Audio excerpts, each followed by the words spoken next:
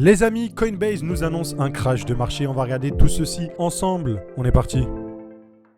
Bon, j'avoue, j'ai exagéré sur le crash de marché. Par contre, la structure est bel et bien baissière. Et généralement, vous le savez, Coinbase est vraiment celui qui indique le tempo sur ce marché crypto. En tout cas, très corrélé. En même temps, c'est une entreprise crypto. Et on avait déjà identifié le potentiel retracement qui allait avoir lieu grâce à cette distribution. Et à l'heure actuelle, on va faire une update de notre analyse Coinbase parce qu'il y a potentiellement plus de baisses à venir. On va le voir ensemble.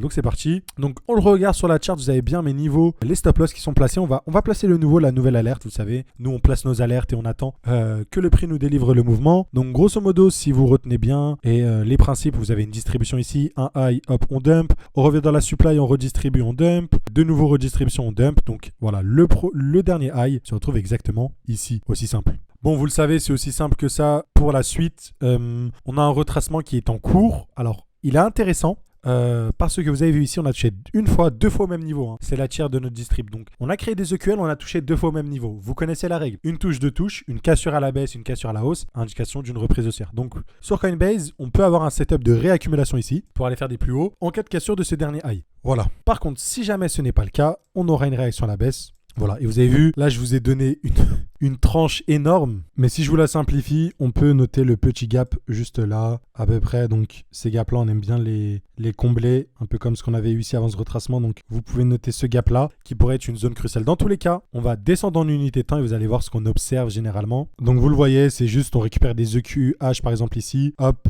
prise de liquidité, on s'inverse, pareil à peu près là. Donc c'est un petit setup de distribution grosso modo et une cassure qu'on va essayer d'attendre sur ce pattern là suivant, donc sur Coinbase. Voilà, et je pense que ça sera intéressant à regarder. Parce qu'on a vraiment deux directions qui peuvent nous être indiquées. En cas de réaction ici, la prochaine direction, encore une fois, c'est le gap en bleu que vous voyez. Et ça serait en corroboration, ou du moins, je ne sais pas si c'est le bon mot, mais du coup dans le même sens que les SP500. Enfin, ça corrobore l'analyse, c'est ça que je voulais dire. On a bel et bien réagi du coup dans ces gaps-là, comme je vous l'ai dit. Donc pour l'instant, on est baissier et on a la distribution de top. Encore une fois, on est sur les derniers niveaux et on est en mode distrib. Donc il y a de fortes chances qu'on puisse retracer. Ok. Donc ça, c'est vraiment la pensée que j'en ai. Pour aller chercher au moins ces niveaux-là, je pense. Donc si ce n'est plus, le carré bleu juste là. Et donc comme sur notre ami SP500, je vous avais dit, cherchez dans cette zone là à peu près une distrib. Donc on a dû l'avoir ici. Et voilà, tant qu'on casse pas ce high là, vous l'avez juste ici, on risque d'aller chercher des plus bas. Gardez cette structure à l'heure actuelle sur le SP500 qui est baissière. Voilà. Donc ça corrobore avec Coinbase. Donc qui dit SP500, Nasdaq baissier, dit sûrement Coinbase baissier, même si on a un peu de mou à la hausse pour réagir. Et dit aussi nos amis les cryptos, réaction à la baisse. Nos cryptos, alors sur Bitcoin, on a eu un joli top en mode distribution oblique, donc intéressant. On a cette supply là qui pourrait faire réagir le prix à la baisse, mais voilà. Donc Bitcoin, en fait, j'étais plutôt bullish sur Bitcoin et à juste titre parce qu'on a joué cette accumulation juste là, on l'avait eu avec le COS. Je vous ai dit voilà, COS bullish. Là, on est de retour dans ce bloc là. Donc pareil, sur du court terme, on a toujours cette structure baissière, donc je vais tenter de chercher des patterns, que ce soit dans cette zone rouge, voire dans cette FVG là. Mais voilà, sur Bitcoin, il n'y a pas trop de choses à faire, on va dire, parce que même si retracement, pourquoi pas chercher ce lot là, mais bon, on a ce bloc là qui pourrait faire réagir et sinon les gaps un petit peu plus bas. Par contre c'est sur Ether du coup que la structure me plaît un peu plus, ou du moins est beaucoup plus claire. Donc on le rappelle, sur Ethereum on est toujours sur ce range là qui est vraiment pour moi une distribution qui est en cours, ok, avec un high ici. Donc on a toujours ces gaps là qui devraient faire réagir à la baisse. Donc un peu comme Coinbase, on a un petit peu de mou à la hausse pour ensuite mieux retracer. Je pense que voilà, sur du court terme on a potentiellement tous ces gaps là à venir chercher, ok. Et encore une fois, la thèse sera invalidée en 4K sur du niveau ici. Mais avant ça, pour le coup, c'est une distribution assez claire. Et en plus, si on utilise Fibo, la target à peu près donnerait les 2100. Donc c'est un petit tips que j'utilise. Donc par rapport à la distrib, ça pourrait nous ramener un niveau jusque là. Ok. Je pense pas que cette distribution soit suffisante pour nous faire un plus bas sur Ether. J'ai du mal à y croire. Ok.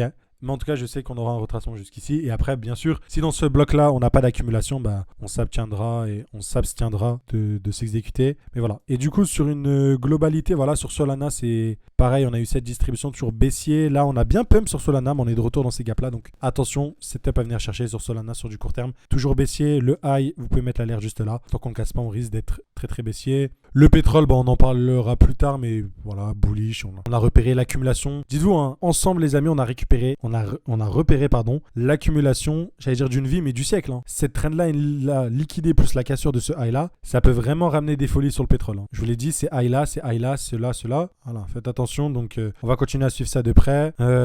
Platine, on a déjà fait une vidéo. Je vous invite à regarder la vidéo sur le pétrole et platine à l'époque. Donc, intéressante. Je me base toujours sur Link parce qu'on a des EQL, on a une structure baissière. Je vous l'ai dit l'autre jour, hop, les highs sont là. Et après, vous pouvez calquer ça sur beaucoup d'altcoins, sur Sui, sur Avax, le high ici. Donc, tant qu'on les casse pas, on est toujours tourné vers le bas. Et on risque d'aller chercher des niveaux beaucoup plus bas. APT, c'est pareil. Donc, ouais, franchement, c'est pas. Même si on a un petit pump à venir chercher, parce que voilà, on a quand même des gros gaps.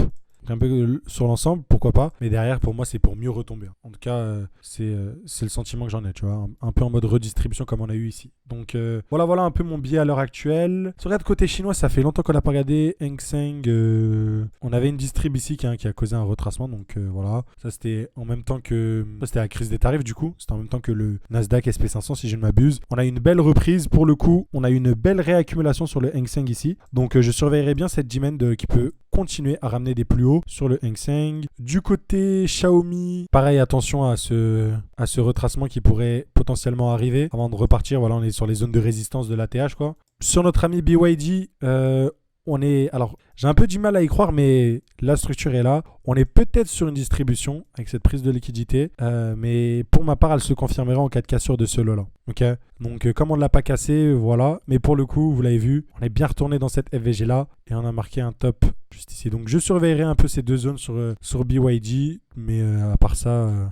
je vais juste remonter l'unité de temps parce que là je suis en 8 heures. Techniquement, si on est aussi, on devrait quand même réagir à la hausse dans ce bloc-là, quoi. Sinon c'est que on va stagner un peu plus longtemps dans cette zone avant de repartir. Notre ami Alibaba, pareil, on est toujours dans ce bloc rouge, toujours haussier. On a marqué un top local ici, un nouveau là, donc potentiellement on va continuer à travailler cette zone-là sur Alibaba, mais sans plus.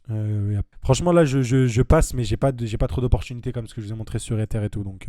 Voilà. Par contre, notre chouchou Baidu, hop, il nous a délivré le setup dont on évoquait la dernière fois avec la cassure du dernier high, tout simplement, et avec un potentiel bottom ici. Attention, j'ai l'impression qu'on a eu une belle potentielle manipulation. Donc, pour ma part, ce que je vais faire, je ne l'ai pas vraiment acheté, mais on est en mode fictif. Voilà, le but, c'est de regarder l'analyse. Je mettrai mon petit stop loss, je les déplacerai ici pour voir si on aura une belle réaction dans la demand et pour repartir. Si ce n'est pas le cas, on risque de ranger dans cette zone-là et voir même chercher mon stop loss jusqu'ici. Et donc, voilà. Par contre, si on réagit bien ici, je vous le rappelle, c'est pour aller faire des plus hauts sur notre ami Baidu, parce que quand même sur une potentielle accumulation en weekly. Bon, l'euro USD keep up, toujours cool. On le rappelle, j'avais une target à peu près ici. On est plus très loin. On a raidé à peu près tout le mouvement. Donc voilà. On verra ce que ça va donner un retour jusqu'ici. Mais pour le coup, il n'y a pas trop d'analyse à faire sur l'euro. Il fallait juste regarder la dernière vidéo dessus. Sur le yen japonais face au dollar, pareil, on a toujours marqué ce top ici. On est toujours en mode baissier. Toujours target 126. Donc voilà. Si on regarde la livre sterling, hop. On a eu notre top en distribution que je vous ai partagé juste ici. On retrace et on est dans une zone avec l'order block qui pourrait faire réagir à la hausse pour continuer à faire des plus hauts. J'ai l'impression qu'on a une accumulation de très long terme, je vous le rappelle, sur la livre sterling face au dollar avec cette trendline ici, cette liquidation et la cassure juste là. Donc comme je vous l'ai dit, ça peut prendre du temps avant de s'accélérer. On peut faire des trucs comme ça. Donc voilà, pour ça qu'il faut regarder sur du plus court terme, mais on aura l'occasion d'en faire une update. Voilà, je pense qu'on va s'arrêter sur ça. Vous avez à peu près le sentiment, donc Coinbase qui corrobore avec SP500, Nasdaq et les cryptos, notamment Ether, plus que Bitcoin, quoi. Mais voilà.